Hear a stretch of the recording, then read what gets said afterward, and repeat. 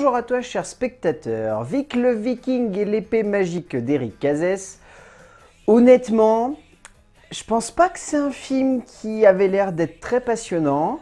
Il sortait un peu dans une semaine très bâtarde où je pense que la plupart des distributeurs avaient décidé de sortir les longs métrages desquels ils voulaient se débarrasser en fait. Parce que, mine de rien, je le répète encore une fois, c'est la semaine de sortie de Star Wars et je crois qu'à part The Lighthouse, la plupart des autres films, c'était des films que les distributeurs voulaient jeter dans les salles et tant pis si ça marche pas.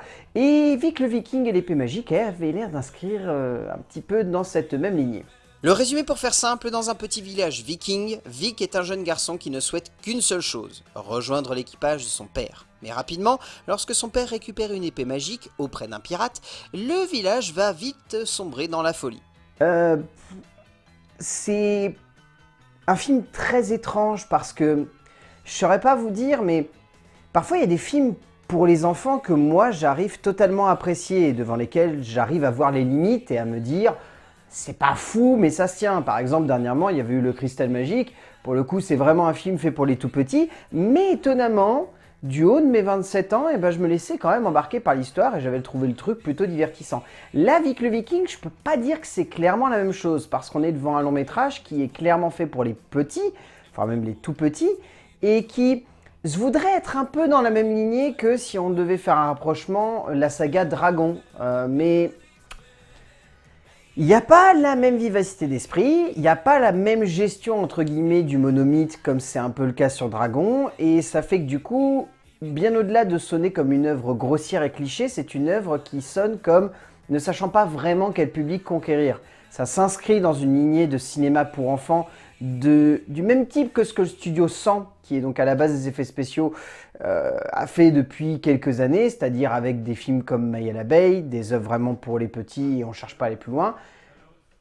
Et le fait est que là, c'est clairement le cas et que bien au-delà de ne pas être hyper folle en termes d'écriture, c'est une œuvre qui avant tout est tout de même très simpliste en termes de conception. L'animation propose souvent des choses intéressantes, car celle-ci va dans une direction souvent audacieuse, celle de tenter de créer un divertissement qui soit avant tout pour les enfants, mais qui cherche également à construire un ensemble qui parvienne à convaincre non seulement les petits, mais également les grands à côté de ceux-ci. Eric Cazès nous propose ici un petit film d'animation sans grandes ambitions, ce qui représente tout de même un gros point négatif, parce que sinon on ressent une vraie passion pour l'animation et pour le personnage. Il faut bien avouer que tout ce qui se passe à l'écran est extrêmement classique, est extrêmement convenu et surtout sacrément simple, ce qui est un peu dommage. En termes d'écriture, donc le scénario écrit par Eric Cazès, Sophie de Croisette, Olivier Huxley ainsi que Frédéric Lenoir, donc adapté du personnage de Runner Johnson. Ce que j'ai du mal à comprendre, c'est qu'ils soient 4 et qu'ils aient composé un scénario aussi classique. Comme souvent dans le cinéma d'animation, vous allez me dire, c'est vrai que c'est rare de voir un seul scénariste derrière un script de film d'animation. Ils sont souvent plusieurs à s'être passer le scénario de main en main pour faire en sorte de rééquilibrer l'histoire. Au fond, le point le plus positif que je vois dans cette écriture, ce sont les personnages. Les personnages sont vraiment très bien écrits, il y a une belle galerie, elle est très dense, il y a beaucoup de caractères, c'est très coloré, et là-dessus, je trouve que ça se tient vraiment bien. Et ça fait que du coup, un enfant devant ce genre de film, il voit vraiment toute une galerie de personnages qui permettent de, on va dire, aborder beaucoup d'émotions, de se reconnaître dans chacun d'entre eux et de prendre, on va dire, ce qui nous plaît là-dedans, et ça fait que du coup, on arrive pleinement à rentrer dans le récit. Mais mine de rien, il y a beaucoup de personnages pour un film qui dure 1h20. Et 1h20, c'est court. Et étrangement, il y a beaucoup de choses qui se passent dans ce film, et en même temps, pas tant. C'est le grand paradoxe de ce genre de scénario, c'est que je trouve qu'ils sont 4 et qu'on ne voit pas le fait qu'ils soient 4. C'est-à-dire que l'histoire, elle suit une ligne directrice extrêmement classique, qui va d'un point A à un point B avec vaguement 2-3 petits points, on va dire, qui vont leur servir d'étape. Mais clairement, en fait, j'en ai vu qu'un seul, c'est l'île des pirates. Le reste du temps, l'écriture se dit qu'on va vaguement mettre 2-3 petites étapes, qu'il va y avoir des petits rebondissements. Et en fait, l'écriture base surtout tout sur un rebondissement à la fin. Un rebondissement qui est hyper anecdotique et qui sert plus de Deus Ex Machina que réellement de vrais points de bascule.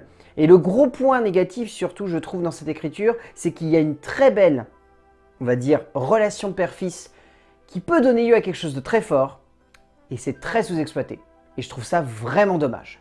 Les 4 auteurs veulent avant tout jouer avec le décalage entre les situations et les personnages. Ils veulent avant tout construire un divertissement efficace, sacrément juste, mais certainement un peu trop juste. Et c'est pour cela que l'on se laisse porter, sans jamais se sentir transcendé par ce tout. La dramaturgie est vraiment convenue, et cela fait que l'on s'attarde sur des détails de la composition de cette histoire, et on pourra facilement remettre en cause pas mal de choses. Mais au fond, cela reste très simple, voire trop simple.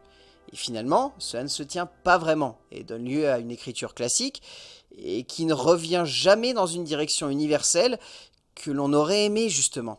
En termes de mise en scène, je trouve pas qu'Éric Cazès, il est vraiment une très belle mise en scène. Mais pour autant, je ne peux pas dire que le film n'est pas dynamique. C'est-à-dire que l'animation, elle est très simple. Mais en même temps, je la trouve plus intelligente, on va dire, que ce que le Studio 100 a eu l'habitude de faire par le passé. C'est-à-dire que si vous prenez des films comme Maya l'abeille, par exemple, je trouve qu'ici, on est sur une mise en scène qui cherche vraiment à bien exploiter les possibilités des environnements ou des personnages.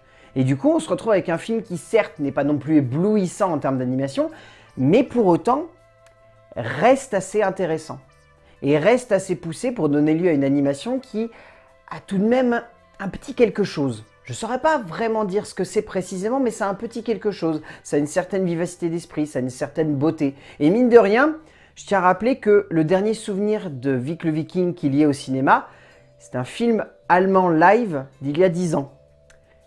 Et ce film allemand était une catastrophe.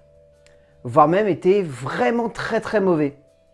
Et à côté, ce film passe limite pour un chef-d'œuvre. Donc au bout du compte, en jugeant ça, je trouve que le travail d'Éric Cazès est plutôt bon sur ce film. Dans le genre, c'est vrai qu'on a un peu l'impression que ça reste assez convenu et classique. Et dommage dans le sens où l'on a un peu la sensation que Cazès avait envie d'amener un peu plus en termes de style et d'esthétique. Mais malheureusement, on a un peu l'impression que ça manque de finesse et surtout d'originalité. Au fond, même si on peut facilement critiquer cette animation, cela reste efficace. Et franchement, dans le genre, cela se tient. Ce n'est jamais aussi audacieux ou prise de risque que l'on a l'habitude de le voir dans le cinéma d'animation à la française, mais venant de la part du studio responsable de Maya, disons que pour le coup, cela reste plutôt efficace et assez beau même en un sens. En termes de casting, il faut savoir que la quasi-totalité des doubleurs des personnages secondaires sont des voix que vous avez déjà entendues.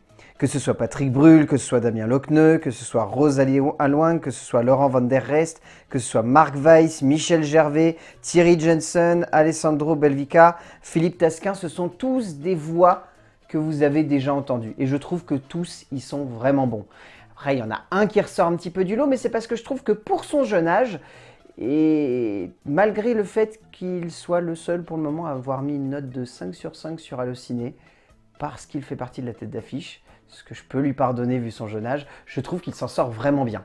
Nathan Willems arrive tout de même assez bien à porter le film par sa voix, même si son interprétation reste tout de même assez enfantine, mais franchement cela se tient tout de même, et c'est drôle de le voir aussi bien interagir avec le reste de ses voix mythiques. Au bout du compte, Vic le Viking et l'épée magique est un film d'animation très bancal, qui pourra convenir aux plus jeunes, mais que je conseille pas forcément aux adultes qui vont être à côté. Parce que honnêtement, vous allez un peu vous ennuyer, c'est pas un film qui est très subtil, c'est un film qui est assez grossier dans sa conception, c'est un film qui sauve les meubles par le biais de son casting vocal et par le biais de sa mise en scène, qui est, si ce n'est inventive, au moins efficace et dynamique. Mais pour le coup, Vic le Viking et l'épée magique d'Éric Cazès, je vous laisserai seul juge là-dessus. Je trouve que pour des enfants, plutôt en bas âge, ça passe bien. Pour les autres, allez voir Star Wars. A plus.